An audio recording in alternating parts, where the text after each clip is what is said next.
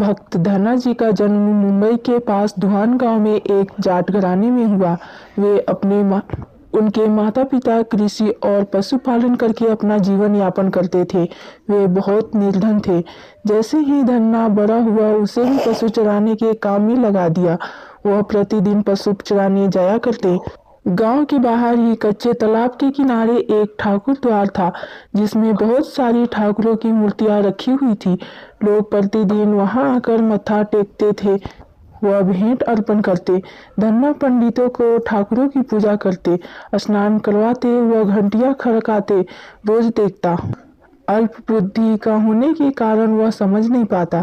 एक दिन उसके मन में आया कि देखते हैं कि क्या है। उसने एक दिन पंडित से पूछ ही लिया कि आप मूर्तियों के आगे बैठकर आप क्या करते हो। पंडित ने कहा, ठाकुर की सेवा करते हैं, जिनसे कि मनोकामनाएं पूर्ण होती है। धन्य ने कहा, यह ठाकुर मुझे भी दे दीजिए। उससे छुटकारा पाने के लिए पंडित ने कपड़े में पत्थर लपेटकर दे दिया। घर जाकर धन्य ने पत्थर को ठाकुर समझकर स्नान कराया और भोग लगाने के लिए कहने लगा। उसने ठाकुर जी के आगे बहुत मिन्नतें की। धन्य ने कसम खाई कि यदि ठाकुर जी आप नहीं खाएंगे तो मैं भी भूखा ही रहूंगा। उसका यह प्रण देखकर प्रभु प्रकट हुए तथा रोटी खाई व लस्सी पी। इस प्रकार धन्य ने अपने भोलेपन से पूजा करने और स्वाभिमान से पत्थर में भी भगवान को पा लिया। जब धन्य को लगन लगी, उस समय उनके माता पिता बूढ़े हो चुके थे और अकेला व नवयुवक था।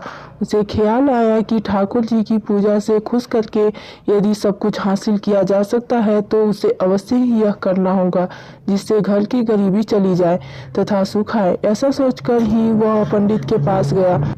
पंडित ने पहले ठाकुर जी देने से मना कर दिया कि वह ठाकुर की पूजा अकेले नहीं कर पाएगा। दूसरा, तुम अनपढ़ हो। तीसरा, ठाकुर जी मंदिर के बिना कहीं नहीं रहते और न ही प्रसन्न होते, इसलिए तुम जिद मत करो और खेत को संभालो। ब्राह्मण का काम धर्म है पूजा पाठ करना, जाट का कार्य है अनाज उत्पन्न करना। परंतु धन्ना टस से मस नहीं हुए। अपनी पिटाई के डर से पंडित ने जो शालिग्राम मंदिर में फालतू पड़ा था उसे उठाकर धन्ना को दे दिया और पूजा पाठ की विधि भी बता दी। पूरी रात धन्य को नींद नहीं आई। वह पूरी रात सोचता रहा कि ठाकुर जी को कैसे प्रसन्न करेगा और उनसे क्या मांगेगा। सुबह उठकर अपने नहाने के बाद ठाकुर जी को स्नान कराया, भक्ति भाव से बैठाकर लस्सी, रिटकी व रोटी पकाई। उसने प्रार्थना की, हे प्रभु भोग लगाओ, मुझ गरीब के पास रोटी, लस्सी और मक्खन ही है और कुछ नहीं। जब और चीजें दोगे तब आपके आगे रख दूंगा। वह बैठा ठाकुर जी को देखता रहा। अब पत्थर भोजन कैसे करे। पंडित तो भोग को बहाना लगाकर सारी सामग्री घर ले जाता था, पर भले बालक को इस बात का कहाँ ज्ञान था। वह व्याकुल होकर कहने लगा कि क्या आप जाट को प्रसाद नहीं खाते? दादा तो इतनी देर नहीं लगाते थे।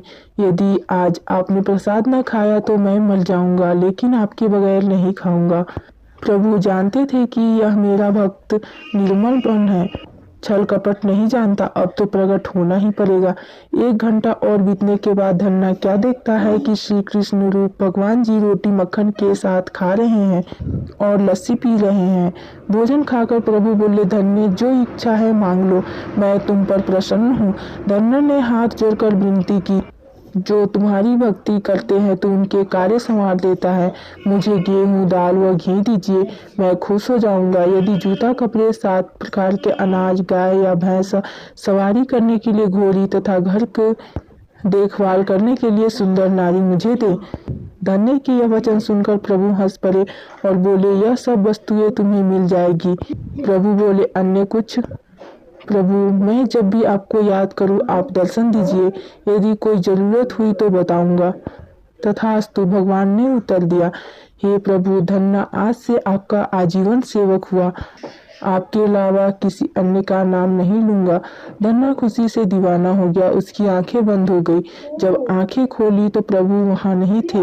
वह पत्थर का शालिग्राम वहां पड़ा था उसने बर्तन में बचा हुआ प्रसाद खाया, जिससे उसे तीनों लोकों का ज्ञान हो गया। प्रभु के दर्शनों के कुछ दिन पश्चात धन्य के घर सारी खुशियां आ गई। एक अच्छे अमीर घर में उसका विवाह हो गया। उसके बिना कोई भूमि पर भी फसल लहलाने गई। उसने जो प्रभु से मांगा था उसे सब मिल गया। किसी ने धन्य को कहा, चाहे प्रभु तुम पर प्रसन्न है, तुम्हें फिर भी गुरु धारणा करनी चाहिए। उसने स्वामी रामानंद जी का नाम बताया। एक दिन अचानक ही रामानंद जी उधर से निकले। भक्त धन्य ने दिल से उनकी खूब सेवा की तथा दीक्षा की मांग की। रामानंद जी ने उनकी विनती स्वीकार कर ली और दीक्षा देकर धन्य को अपना शिष्य बना लिया। धन्य भगवान के नाम का सुमिरन करने लगा। दोस्तों, यह कथा आपको कैसी लगी? अच्छी लगी है तो इसे लाइक और शेयर करें। इस तरह की और भी धार्मिक और पौराणिक कथाएं सुनने के लिए हमारे चैनल को सब्सक्राइब करें। पूरी कथा सुनने के लिए धन्यवाद।